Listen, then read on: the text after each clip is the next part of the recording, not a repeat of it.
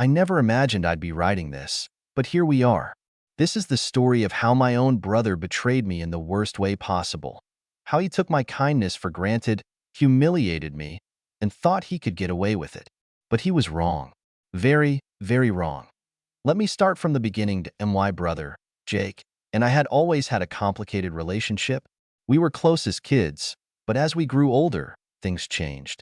He became the golden child in our family, the one who could do no wrong.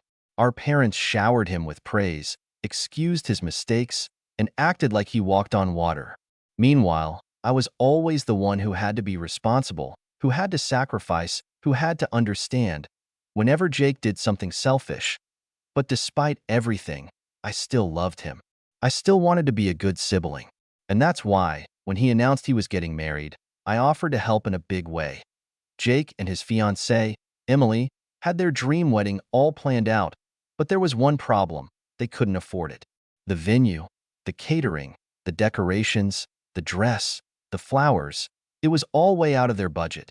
I saw how stressed they were, and despite our rocky history, I wanted to do something nice, so I made them an offer. I told Jake I would cover the wedding expenses as my gift to them. Not a loan, not a split payment. I would pay for everything. It was a huge amount of money, but I figured, hey, it's my brother. It's a once-in-a-lifetime event. If I could make him happy, why not? Jake was over the moon. Emily cried tears of joy. My parents gushed about how generous I was. It felt good. It felt like, for once, I was truly appreciated. But then, everything changed. The wedding planning went on, and I started noticing something odd. Whenever I asked about my role in the wedding, I was given vague answers. At first, I thought maybe they were just busy. But as time went on, I started getting a bad feeling in my gut. Then, about a month before the wedding, I received a text from Emily. Not even a call, just a cold, emotionless text. Hey, just wanted to let you know that we've decided to keep the wedding small and intimate. We hope you understand. Thanks again for everything. I read the message 3 times, thinking I must have misunderstood. I wasn't invited to a wedding I was paying for. I immediately called Jake.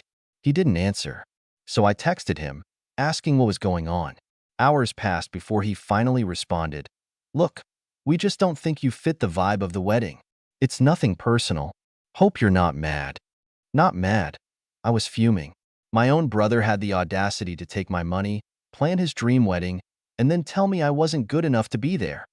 I needed answers that I called our parents, expecting them to be outraged.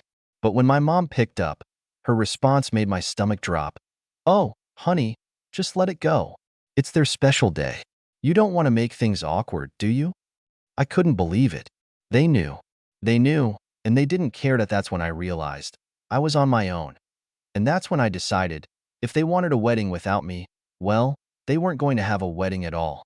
I sat there, staring at my phone, my mind racing.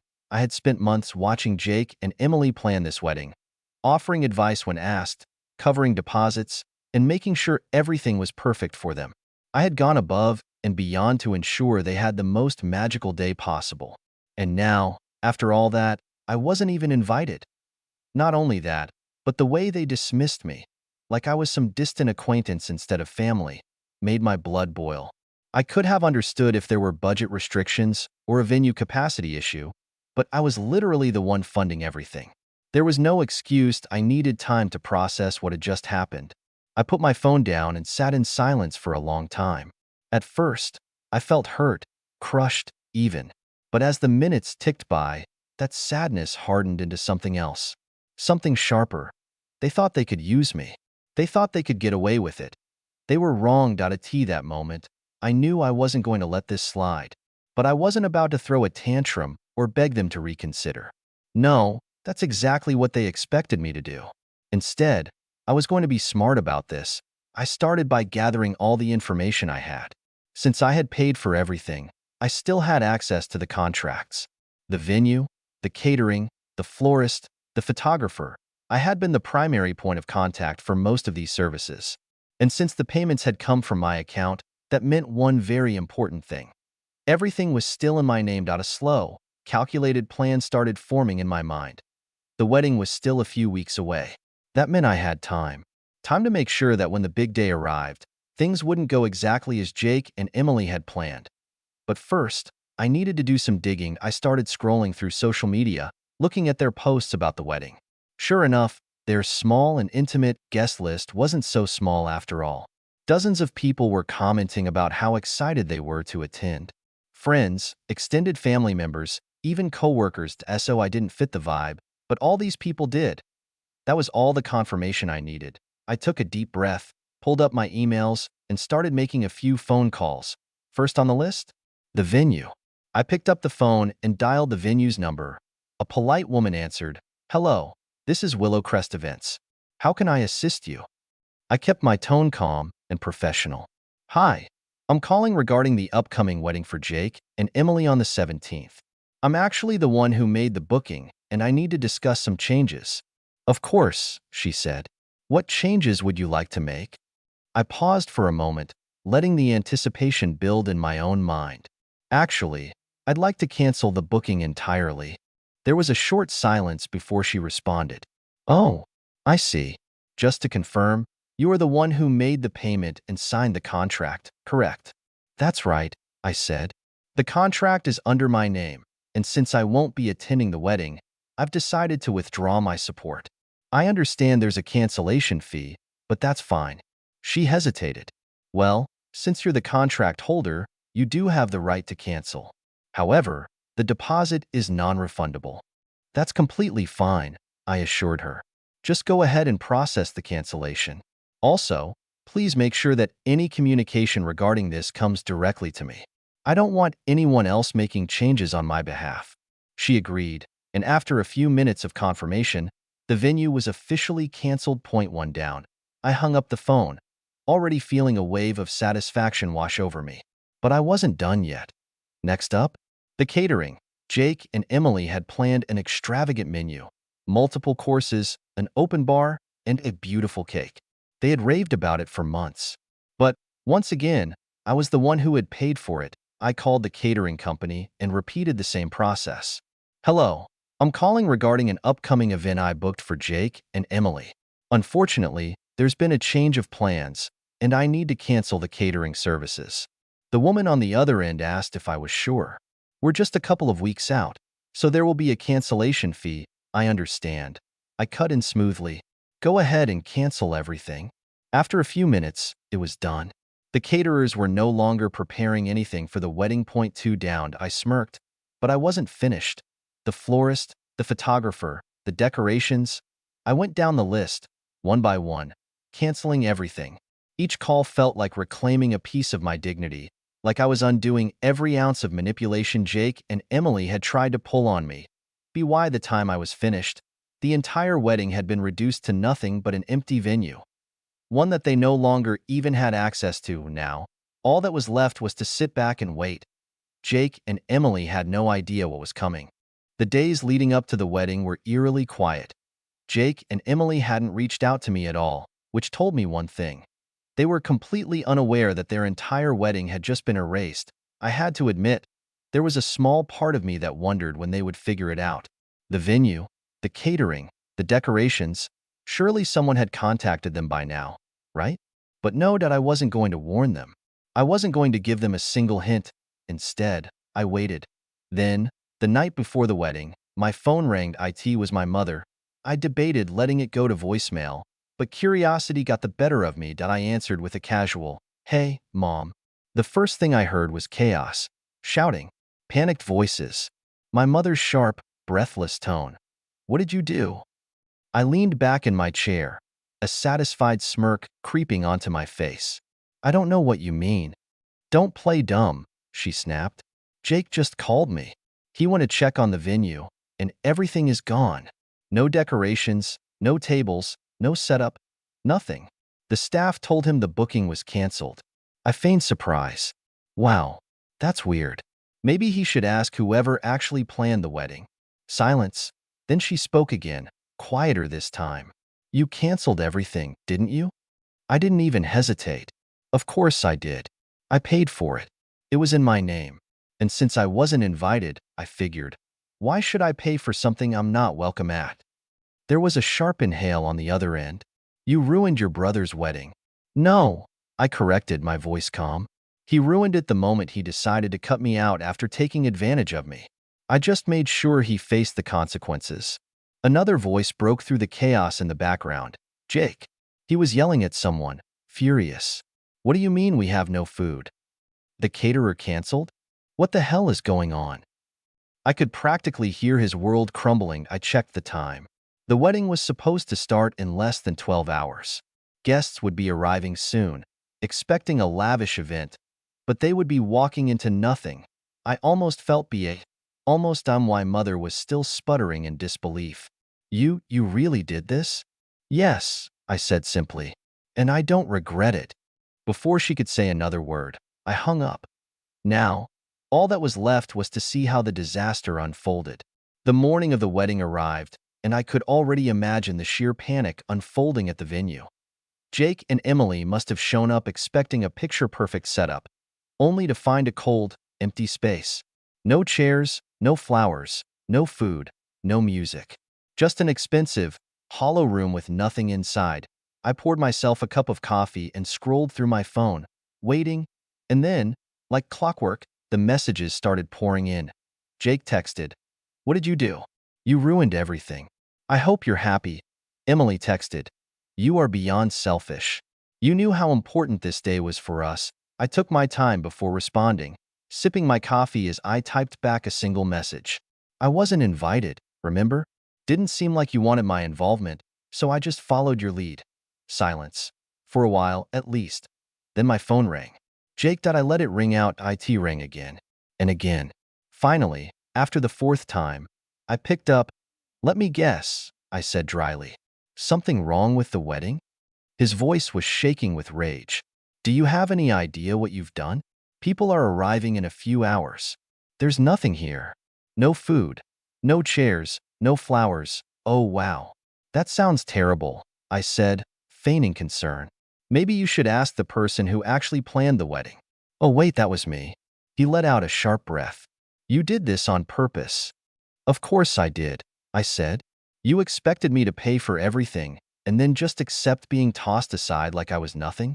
You used me, Jake, and you thought I'd just take it." I could hear Emily's voice in the background, panicked, speaking to someone else. "Can we get another caterer? Anything?"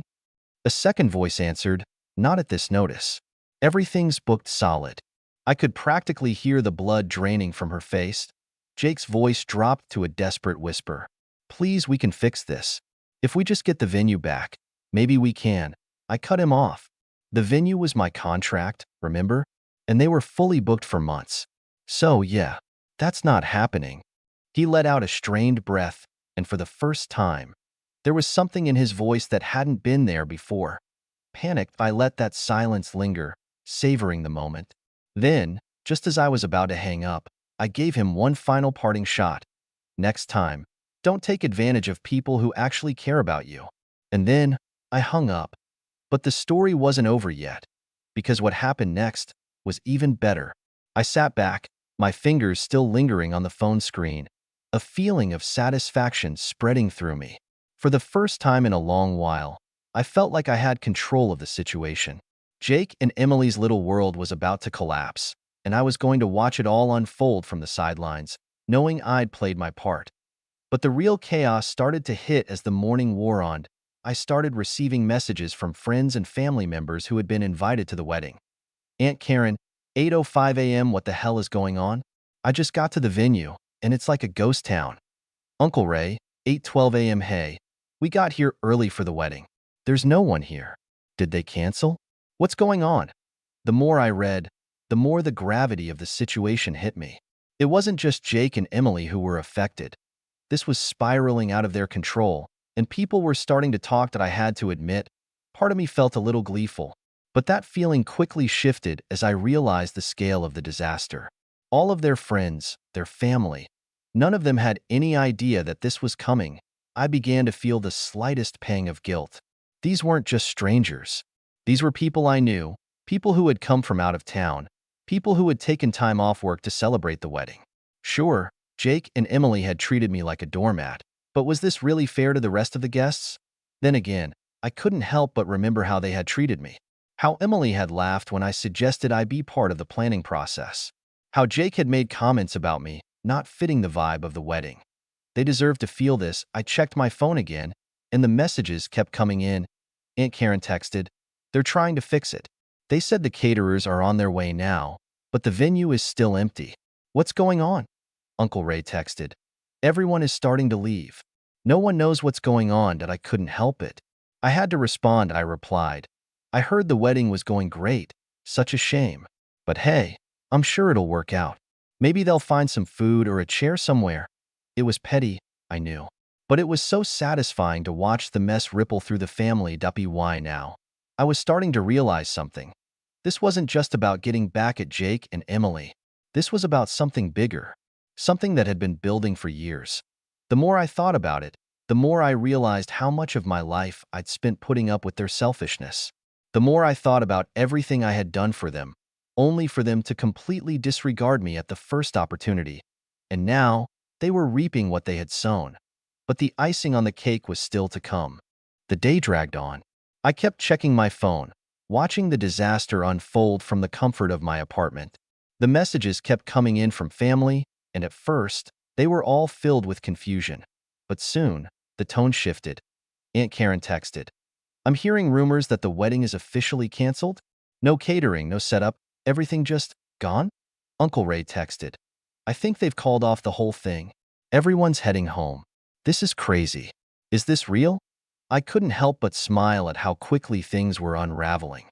The idea of Jake and Emily having to explain this to everyone, how it was supposed to be the happiest day of their lives, and now it was a full-blown catastrophe, was so satisfying.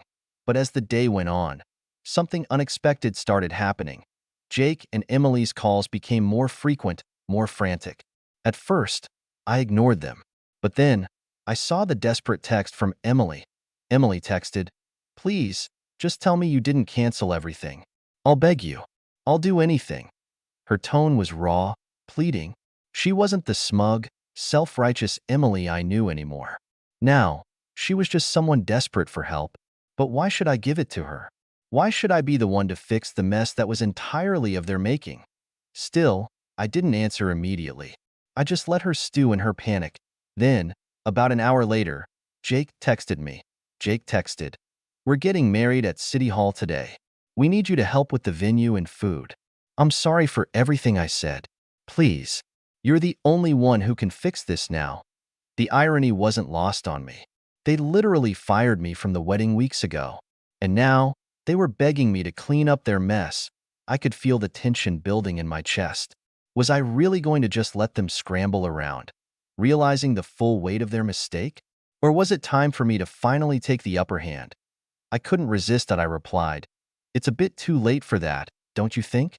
Maybe you should have treated me like family instead of some second-rate guest you could toss aside." Silence. No response, and then, just as I was about to close my phone, the call came in. Jake's voice was quieter this time, almost defeated. "Look, we're sorry. We're really sorry. But the venue won't let us rebook it, and there's no one else to turn to for the catering. Please, please help us." I could hear the panic in his voice, but there was something else too.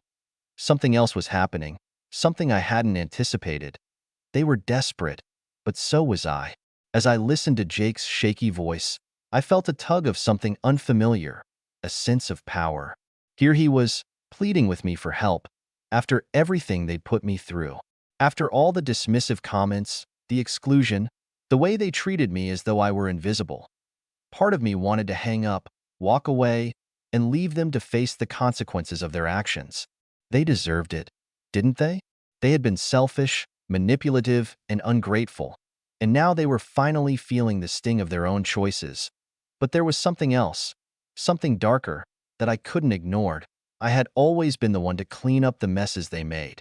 Always the one who gave, without getting anything back. I had spent years being the quiet one, the one who didn't rock the boat, who kept my feelings to myself. But this time, I wasn't going to fix their mess. Not unless I got something in return. "Jake," I said slowly, my voice measured, cold, "I'll help, but you're going to owe me. Big time. And I'm not talking about the money you promised me. There was a long pause. What do you mean? His voice was low, almost too afraid to ask. I mean, I said, letting the weight of my words settle. You're going to have to make things right. No more treating me like a nobody. No more excluding me. No more pretending I'm not important to this family. You're going to owe me respect from now on. And you're going to make it clear to everyone that I'm not just the one you use when things go wrong. There was silence again. I could almost hear the wheels turning in Jake's head, as if he were weighing the value of his pride against the very real situation he was in. Finally, he spoke. I can do that. I'll tell everyone. Just please help us. We need you. That was all I needed. The satisfaction of knowing they were cornered, that they had no choice but to admit they needed me. I'll get things together, I said, a sense of finality in my voice. But remember this moment. You don't get to treat people like trash and expect them to always pick up the pieces. I hung up, feeling a rush of satisfaction. The venue was ready to be set up again, but now there were terms, and the real payoff was going to come when I got to see the look on their faces when they realized what had truly happened. But as I prepared to head over, one final message came through. Emily texted, "Please, we'll be forever grateful. Please make this right." I paused before responding. Taking a moment to savor the power I now had over them, I replied, "You'll be grateful when I say you will be. See you at City Hall." With that, I left my apartment, ready to make my way to the wedding. The stage was set, and now it was time for the final act. But there was still one thing I hadn't expected: how this would all end. When I arrived at City Hall, the atmosphere was far from what you'd expect for a wedding. There was a sense of awkwardness hanging in the air, as if everyone knew something wasn't right but couldn't quite put their finger on it.